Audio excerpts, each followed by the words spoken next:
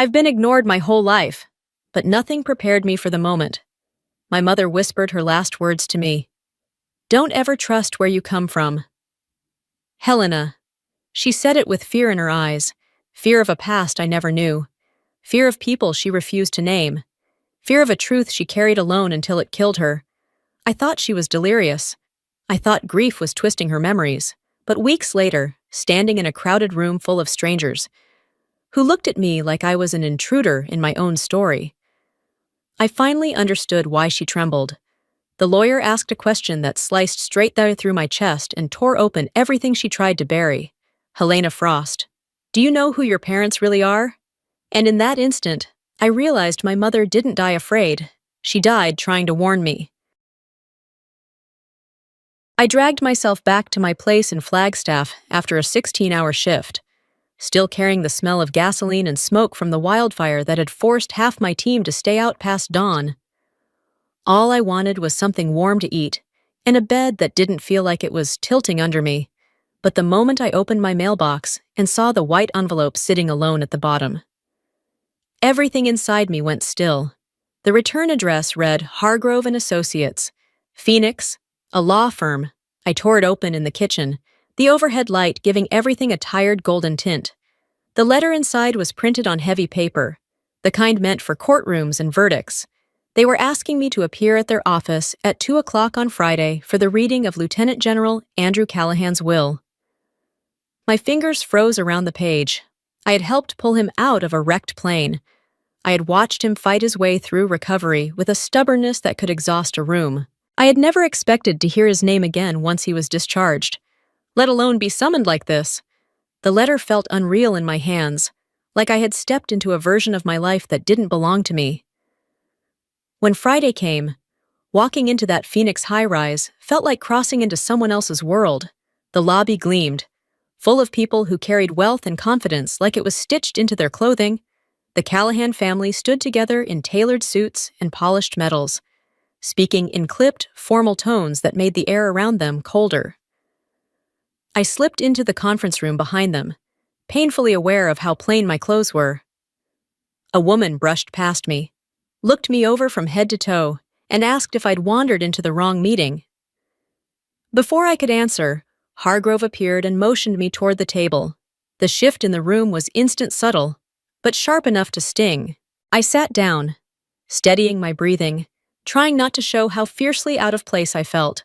I didn't know it yet, but everything I understood about my life was about to break open. The will reading began with a stiff shuffle of papers and the kind of silence that feels rehearsed. I sat at the far end of the table, watching the Callahans nod along as the lawyer listed donations, land parcels, bank accounts, and his neatly cataloged military collections. Every acknowledgement from them felt polished, practiced, as if this was just another administrative formality in a lifetime of having things handed to them. Not a single glance drifted in my direction. I didn't expect one. Then the lawyer turned to the final page. His voice slowed, as if he were stepping into territory he wasn't entirely comfortable with. When he lifted his head, his eyes met mine in a direct, unsettling way that made my pulse knock hard against my ribs. Before we continue, there's a question only Helena Frost can answer. The shift in the room was immediate and violent. Chairs scraped. Several relatives twisted sharply toward me, their rigid posture snapping into open hostility. Charlotte's eyes locked onto mine with a cold sharpness that felt almost personal. Even though we'd never exchanged more than a few accidental glances, I braced myself without knowing what for. Do you know who your parents really are? The question detonated in the room. Voices exploded over one another. Someone slammed the table hard enough to rattle the glasses. Charlotte surged to her feet, her outrage spilling faster than the room could contain it. What does that even mean?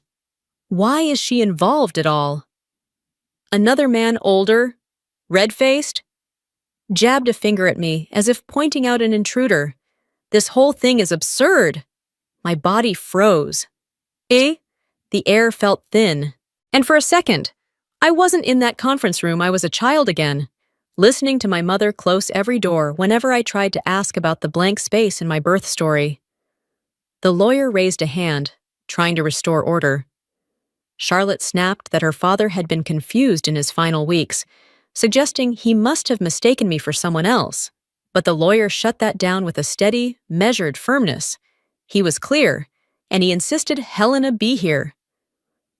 The room didn't quiet so much as coil inward, tightening with suspicion, denial, and something else I couldn't name yet. I didn't understand any of it, but deep inside, something old and buried shifted, and I knew whatever this was, it wasn't ending here. It was only beginning, the moment the room tipped from tension into something uglier. Hargrove touched my elbow and guided me out. The hallway felt strangely hollow after the storm I'd just walked through, its stillness almost mocking the chaos behind us. He led me into a smaller office, shut the door, and placed a thick envelope and a worn metal key on the table between us. He spoke quietly, as if even the walls might be listening. Before General Callahan passed, he made me promise to give these to you, not as part of the estate, as part of the truth. My fingers trembled slightly as I opened the envelope. A photograph fell out first, a young woman whose face mirrored mine so closely, my chest tightened. Same eyes, same mouth, same tilt of the chin. It was like looking at an echo of myself in another lifetime. Next came medical records dated 1984, stamped and yellowing at the edges. They didn't make sense, not yet, but I could feel the weight of whatever story they belonged to pressing against my skin. At the bottom lay a hurried pencil note. If she is who I think she is, tell her to go to Tahoe. I stared at the handwriting until the letters blurred. Hargrove's voice broke through the fog. He believed you were connected to a woman he spent 40 years searching for. The words hit harder than any accusation I had faced that day. The key on the table suddenly felt heavier, colder. This opens the safe in his winter cabin at Lake Tahoe, Hargrove said. A place he rarely spoke about, a place he reserved. For someone specific. My breath caught, because I already knew that place not through memories, but through fear. In my wallet back home, tucked behind my ID, was a scrap of paper my mother had pressed into my hand in her final days. Her writing shaky, almost illegible H, Tahoe Eagles Run. I didn't know who I truly was anymore, but I knew exactly what I had to do. I had to go to Tahoe. When Hargrove and I stepped back into the conference room, the air felt even tighter than before, as if everyone inside had agreed to turn their suspicion into a weapon. The moment I crossed the threshold, Charlotte shot to her feet, demanding I leave, her voice sharp enough to bruise. I stayed quiet. Even as my pulse hammered, I'd spent years folding myself small under looks like hers. But this time, something in me held firm. Hargrove reminded them that the general had specifically requested my presence. Charlotte rolled her eyes, twisting his words into an accusation that her father must have been confused or injured. Others jumped in, saying I was chasing money, that I didn't belong in a room like this, that someone like me couldn't possibly matter to a man like him. Their voices blended into a chorus meant to shrink me back into silence.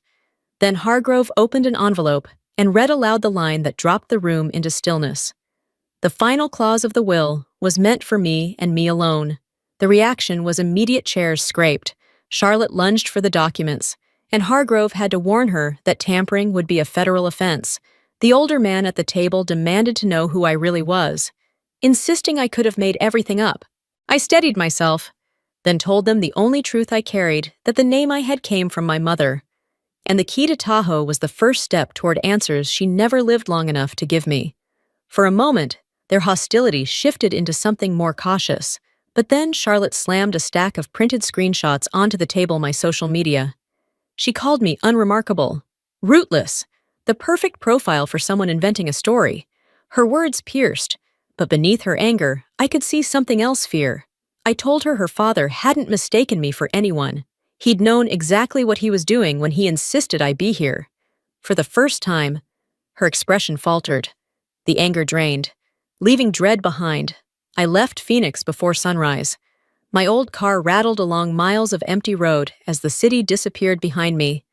The farther I drove, the quieter the world became, until only cold air and towering pines stretched along the Sierra Nevada.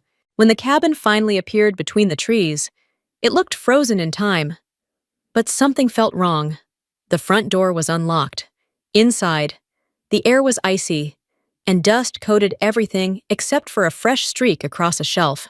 Someone had come before me. A crooked picture frame caught my eye. Behind it, a wall safe. My key slid in easily, the click exploding through the silence.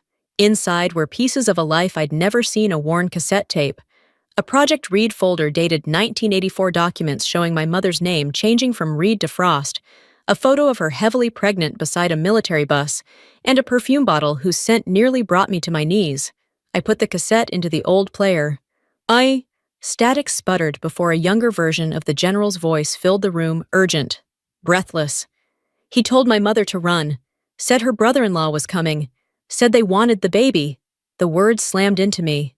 That night, he warned her to flee, matched the night she vanished with me in her arms. And brother-in-law meant it wasn't a stranger. It was someone from the Callahan bloodline.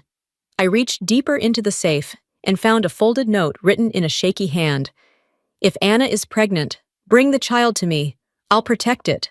My knees nearly buckled. The Callahans hadn't just rejected me. They had once hunted my mother to erase whatever truth she carried. And now they were trying to smother the same truth again. I grabbed the cassette, the documents, and the note. I had to return to Phoenix. I had to put the truth directly in front of them. I wasn't running anymore. By the time I reached Phoenix that night, exhaustion clung to me like a second skin. I thought I'd have a moment to breathe before facing the Callahans again. But the instant I stepped into Hargrove's lobby, I saw Charlotte waiting, arms crossed, jaw tight. She looked like someone carved from stone. She didn't bother hiding her contempt. "You're late. We've reviewed everything, and we'll be blocking you from every angle." I steadied myself, refusing to slip back into the version of me who had once cowered under other people's certainty. I told her I carried exactly what her father wanted me to find, and whatever reason he trusted me was sitting inside the bag I placed on the conference table. The overhead lights brightened automatically, washing the room in a sterile glare that made the tension even sharper. Charlotte yanked open the zipper before I could react, pulling out the Project Reed folder with a cold laugh. She mocked the documents, dismissing them as copies, insisting the originals had been sealed for years. I'd expected denial, but not the calculated malice in her voice. Then she dropped another folder onto the table, stamped with the Department of Defense insignia. Her tone turned triumphant as she declared it was my mother's classified file, something I had no right to see. I opened it anyway. It was empty, completely stripped of content. Charlotte leaned back, satisfied, claiming there was no evidence my mother had ever belonged to the program. But she forgot one thing: people who hide truth rarely clean up perfectly. On the torn corner of the folder, a sliver of text peeked through: subject removed due to pregnancy risk. I looked up at her, and the flicker in her eyes told me she recognized that detail too. She tried to regain control, insisting everything had been buried for a reason, but then her voice wavered, just enough to betray something deeper. Her father wasn't the only one who wanted me gone. Someone else in the family had been trying to erase me long before I arrived. Her warning wasn't threatening, it was frightened, and that terrified me more than anything she'd said before. Hargrove stepped in before Charlotte could say more, his tone firm as he ended the confrontation. He motioned for me to follow him to a smaller room lined with framed commendations, the kind of space built for confidential conversations. When he locked the door behind us and set a black zippered pouch on the table, my pulse quickened. Nadi. He handed it to me with a gravity I hadn't seen from him until now. There was something he hadn't shown me. Inside was a second cassette, older, duller, worn by time. My fingers shook slightly as I slid it into the player. The static crackled before a deep, authoritative voice filled the room. It wasn't the general. It was his brother, Colonel Marcus Callahan. He spoke of Subject 14 running, of retrieving her before she developed defects, as if he were discussing equipment instead of a living human. Hearing him describe a child that way made my stomach tighten. Hargrove explained that the tape hadn't come from Tahoe. It arrived anonymously at his office days after the general died. Someone inside the family wanted the truth exposed. The recording continued, warning the general that protecting the child meant defying command, that Tahoe wouldn't remain safe. The words echoed my mother's final note. the desperate insistence that Tahoe meant danger. Then the general's voice cut in strained, almost pleading. He insisted the child wasn't a subject. She was blood. Family. I froze. He didn't call me his daughter. He called me blood. The difference was a chasm filled with questions I wasn't ready to touch. When I asked Hargrove if he knew who I really was, he admitted no one knew for certain, but the general had believed I mattered. Then came the final twist. In the pouch lay a sealed DNA report stamped with federal markings. My name was written across the front. Frost. Helena, confidential. To be opened only with legal supervision. Tears rose before I could stop them. Not from fear, this was the closest I'd ever been to answers. Hargrove told me we would open it in front of the Callahans at tomorrow's session. I gripped the second cassette in my hand. Tomorrow. The truth would finally burn its way through every lie. I walked into the conference room the next morning with the 2 tapes, the Project Read file, and the sealed DNA envelope clutched in my hand. No one sat. The tension was so sharp it felt like the whole room was holding its breath. Charlotte stepped in front of the doorway, as if she could physically stop me, insisting I wouldn't drag her family's reputation through the mud. I met her glare and told her I was here for one reason only, to reveal what her father wanted me to uncover. Hargrove set the DNA envelope on the table and turned on the first cassette. Marcus Callahan's voice spilled out cold, stern, warning his brother that protecting the baby meant defying higher command. Charlotte's face drained. When the second tape played, the general's weak but determined voice filled the room, promising he would protect Anna's child because he owed her that much. I laid out the Project Read folder and pointed to the photo of my mother, pregnant and terrified. Someone muttered that all documents had been seized, but I dropped the torn slip, exposing the line subject removed due to pregnancy risk. The room recoiled. Charlotte whispered that her father had tried to tell her, but she never listened. Hargrove handed me the envelope. My hands shook as I opened it. Potential familial match. Callahan lineage, 99.4%. I wasn't his daughter, but I was theirs, and they had hunted my mother to hide it. Hargrove placed one final document on the table, its black cover stamped with a gold seal that made every Callahan straighten as if bracing for impact. Frost Initiative, confidential. I had never seen anything like it. He opened it and read aloud, his voice steady as the words reshaped the room around us. The general, fully sound of mind, had established the Helena Frost Fund to restore the dignity of every woman forced into Project Read, to support veterans battling PTSD, and to provide legal protection and identity rights for me as the spiritual heir of Anna Reed. Silence fell so heavy it felt physical. Charlie whispered, stunned, asking if he had truly named the fund after me. I stared at the title inside the folder, feeling the weight of it settle into my chest. Hargrove went on, explaining that the Callahans had no authority to contest the fund. It was built as a protected trust, immune to interference or revision. One of the uncles burst out in outrage, calling the general delusional for entrusting something so significant to someone like me. I told him calmly that I never wanted their money, only the truth. Charlotte stood slowly, her voice wavering as she said her father believed in me, and she finally understood why. She placed an old photo in my hand, the general as a young man beside a small girl who looked unmistakably like my mother, Anna. Charlotte revealed the truth her family had buried, that her father had sworn to protect his cousin and her child. I wasn't his daughter, but I was bound to him by blood and by the promise he never abandoned. Hargrove closed the file and said the choice ahead belonged only to me. I rose to my feet and told them I intended to finish what my mother could not. No one protested. No one dared. The truth had taken the room. 2 months later, the old building where the Callahans once fought over their legacy carried a different name on its glass doors, Center for Trauma Resilience. A Callahan Frost Initiative. Soft light spilled across white walls and long hallways lined with portraits of the women who survived Project Read. I set my mother's perfume bottle on my new desk, beside the glass case holding the 2 cassette tapes that proved an entire generation had been silenced.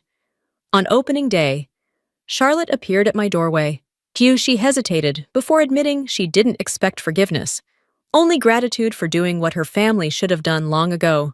I simply nodded, and we walked outside to the small garden where young pine trees grew my mother's favorite. I whispered into the breeze that I had returned to Tahoe, uncovered the truth, and stopped running.